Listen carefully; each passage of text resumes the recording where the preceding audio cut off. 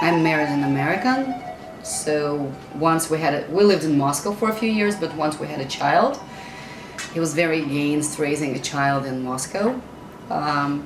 He thought this environment is better, and I decided to give it a try, so we moved back. I don't know, I wouldn't think that I live here and I have to be here, or I live in Moscow and I have to be in Moscow. I think now it's different. You can move all around the globe.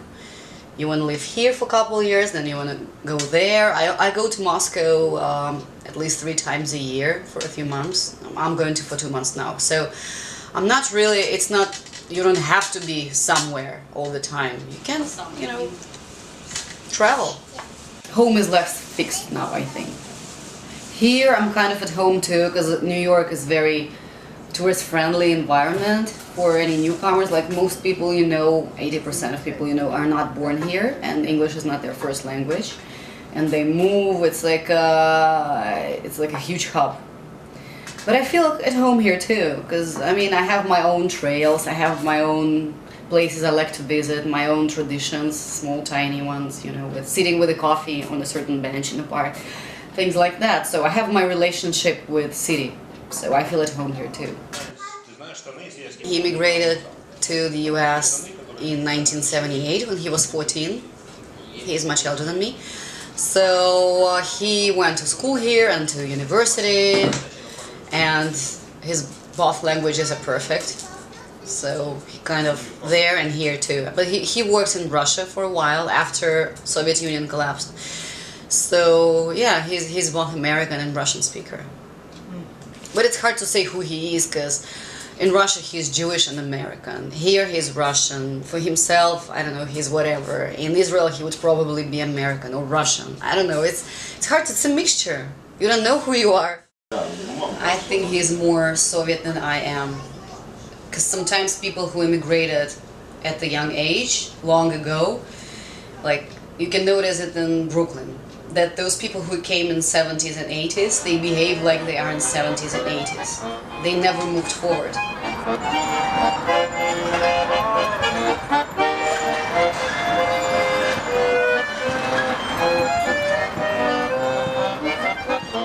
They inherited something American, but their main, the core thing is very old.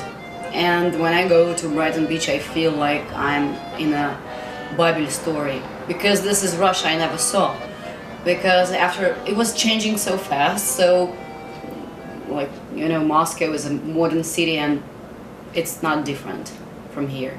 So I feel more American than those Americans who immigrated 30 years ago.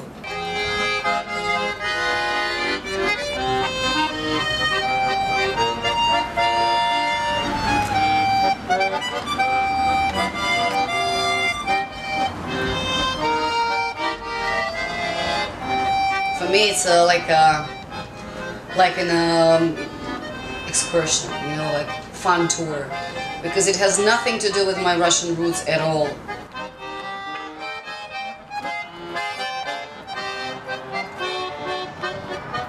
Some people ask me, oh, you like going to Brighton Beach because you feel at home? No, I never feel at home there. I feel at home in New York and Manhattan.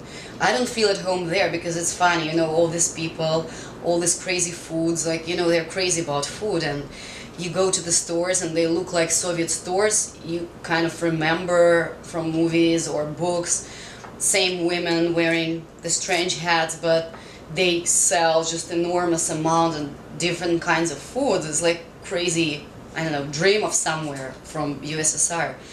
And I love it because they're so sweet. They talk to you. In the restaurants they would say, don't eat potato chips because you'll get fat, order salad instead. And you feel like you're at home because they're not formal and it's funny. So I like it, yeah. And in summer it's great. Beach and food. I love these potato dumplings.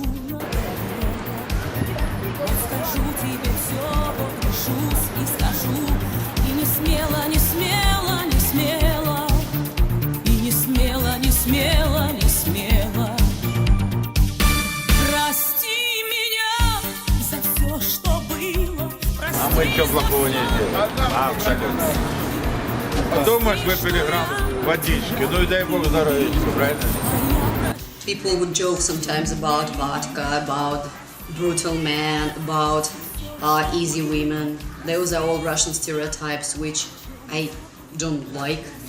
But I noticed that, yeah, well, it's like a common stereotype. Yes, there are stereotypes that Russian women wear, super sexy outfits and high heels, and they're very easy because they want to get married. Like our friend, for instance, Ilir, he usually met some Russian women, and he said that on the first date she said, "I want a ring and a visa." Yeah, but that's not. That's it meant some more on whatever. I love it, and every day you hear 20 languages. And like my daughter, she's almost 5. She goes to kindergarten, and her best friend is Italian. So sometimes she would say to me, "Mamma mia," or something in Italian, and her daughter would say some Russian words to her mother. And they have Chinese, and she knows how to count in Spanish. So I think it's cool.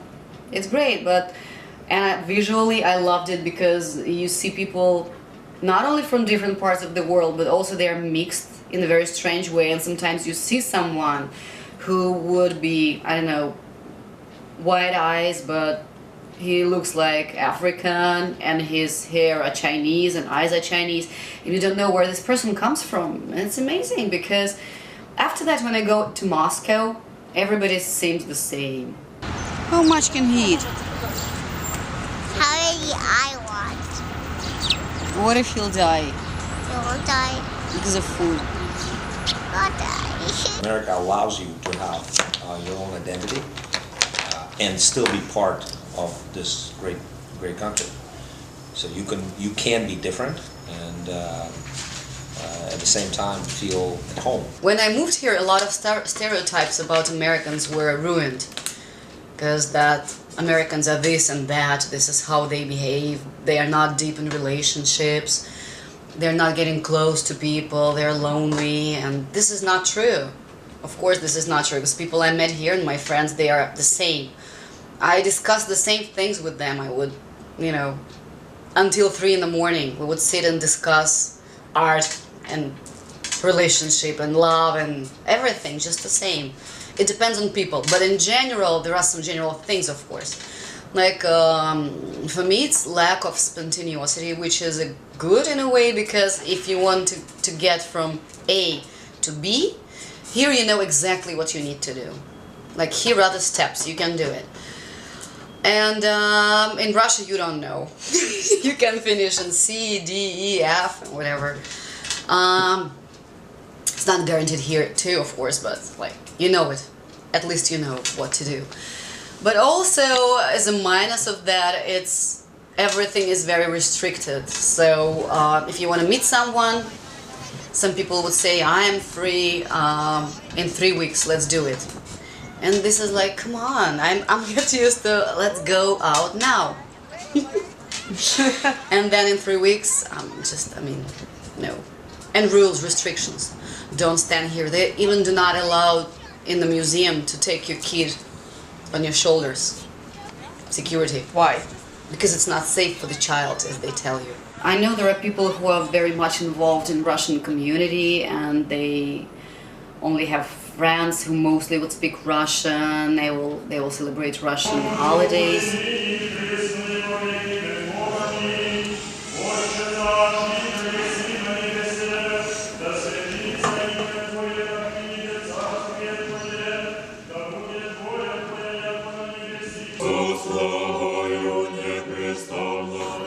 I'm not that much involved in the Russian community,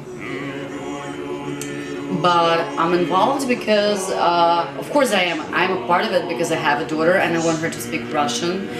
So I know other parents with Russian kids who speak Russian. We go to Russian school, we read Russian literature, we do Russian screenings. Whenever an interesting movie comes out in Russia, I would make a screening at my home, just invite people over. Because I want to make sure she gets the best from Russian culture, which I can give to her, yes. But I'm not interested in being around only Russians.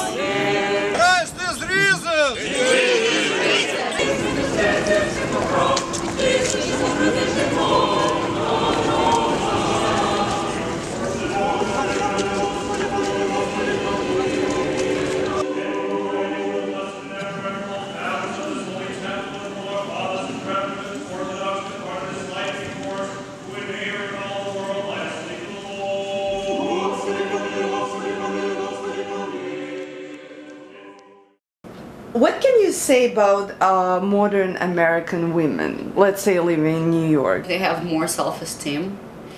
They're more mentally independent, and they tend to have kids and marry much later.